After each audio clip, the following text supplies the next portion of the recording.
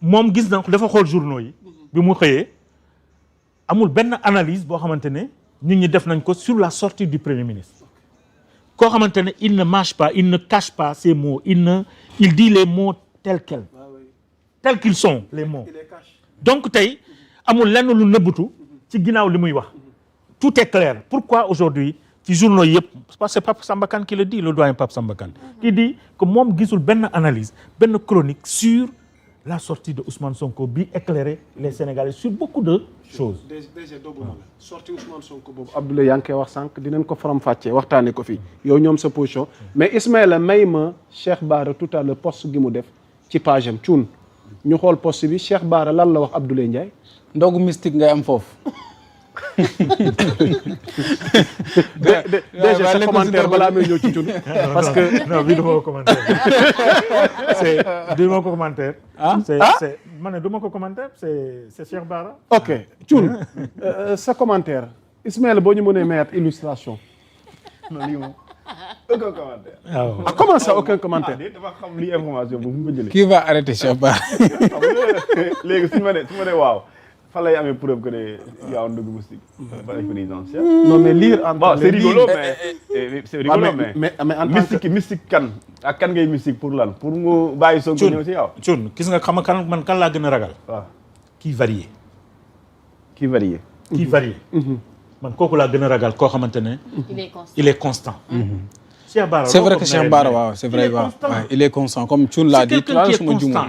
am na nag ñoo xamante ni dañuy ëpp fii. dañuy affiché ka booy dawal indien. mu ngi noonu doo xam sax. tourner gauche tourner droite. voilà comprendre nga donc Thioune dama lay dëggal ci li nga wax sànq par rapport au costume. mais au monsieur costume yow je suis entièrement d'accord avec non je suis entièrement d'accord avec Thioune ci li muy wax noonu. dafa am ñoo xamante ne véritablement finalement doo comprendre day bu waxee lii tey suba nga déglu ko dafa mel ni la mu waxoon contraire ba la wax.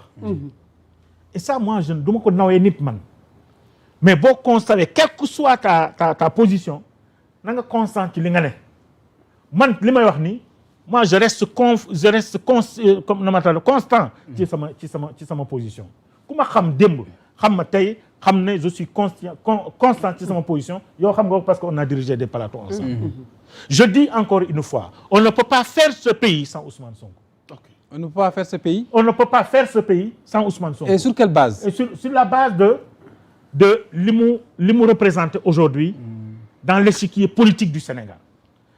fa mu jógee ba egsi fii tey la mu doon incarné ba ñu egsi fii tey la mu enduré ba ñu egsi fii tey la mu wane ba ñu egsi fii tey ak taxawaayam tey il aurait dû être quelqu'un d'autre peut-être mu changer constance mu nekk beneen nit waaye on voit toujours la même personne qui a aujourd'hui le Sénégal au cœur le Sénégal moo ko gënal lépp il est prêt à se sacrifier pour le Sénégal et pour le Sénégalais ça c'est Ousmane Sonko kooku nga bañ ko nga neex ko mu naqar la loolu c'est Ousmane Sonko il est dans ça et là j'interpelle l'opposition par rapport justement à cette question-là xam nga nit ki mën nga ko bañ mais bu ko bañ ci position am bu ko bañ ci bëgg-bëggam wala bu ko bañ parce que tout simplement yow li nga bëggul loolu malheureusement cette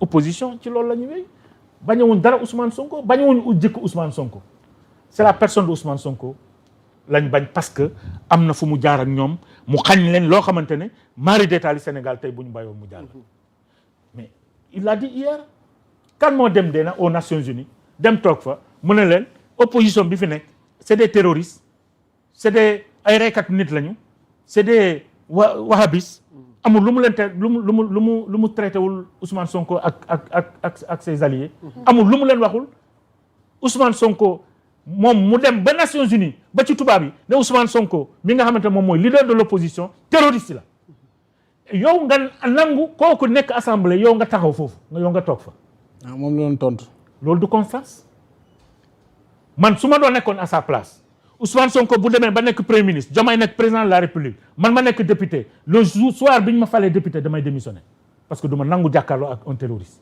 quelqu'un que j'ai traité de terroriste en tant que ministre de la justice ministre de la République Sénégal jox la avion Sénégal jox la per diem nga dem ca Nations Unies nga toog fa te yow sa communication bi yëpp moom nga ko jagleel nga ne diw terroriste la ak terroriste la mu représenté dans ce monde ak fa ñu ko féetale nga ne kii terroriste la am na solo ba pare nga ñëwaat yow kooku nekk premier ministre mu taxaw ci pupitre ba fee ñu ne la monsieur le premier ministre vous avez la parole yow nga toog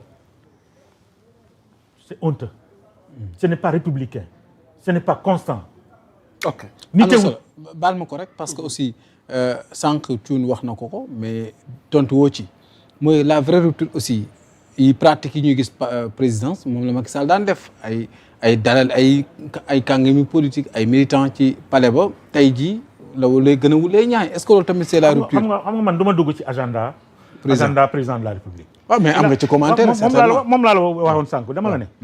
il a son agenda moom sax wax na ko. il a son agenda. xaw ma ndax fii lay yem ci invitation wala du fi yem xëy na peut-être sax man mu invité ma xam je ne sais pas mais son agenda mënu ma ci dugg mais li leer ba leer mooy je suis d'accord avec Thioune mooy que tey war nañu changer li nga xamante ne moom mooy ni ñuy defee politique. mooy que politique bi bu ñëwee nañu politique. leneen bu ñëwee nañ def loola. et je pense qu'aujourd'hui le premier ministre démb wax na ci lu jëm ci wàllu doxalinu réew mi. et c'est lui le chef du gouvernement.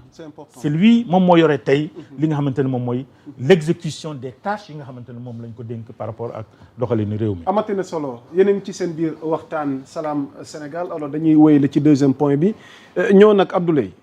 dañ ko bëgg brosse vite fait rek am ci position doyen mooy mbirum enseignant jàngalekat yi. alors ce premier ministre tey jàngalekat yi tey am nañu ko ci mere ci position gi mu bëgg jël ak sacrifice yi mu leen di laaj ndax gis nañ ponction yi nga xamante ni moom moo am. loolu relancé waat beneen débat ci secteur njàng meek njàngale bi Abdoulaye xam naa point boobu ci lañ bëgg ñëw vite fait laata ñuy song yeneen point ñu dese. waaw mooy lu jëm ci position ni mu ko waxee ci syndicaliste yi parce que aussi lépp mu ngi xewee ca hémicycle ca ba muy jàkkaarloo ñi nga xam ne ñoom ñoo di kon ndaw yi ci ni mu ko defee ci question d'actualité ci li nga xam ne moom moo di kon ci mbirum syndicat yi ñu le premier Ousmane Sonko kon a été sans concession avec donc les syndicalistes lors de son passage à l'Assemblée nationale mardi 24 février 2024. À bien des égards, il a adopté l'attitude de Macky Sall envers les syndicats.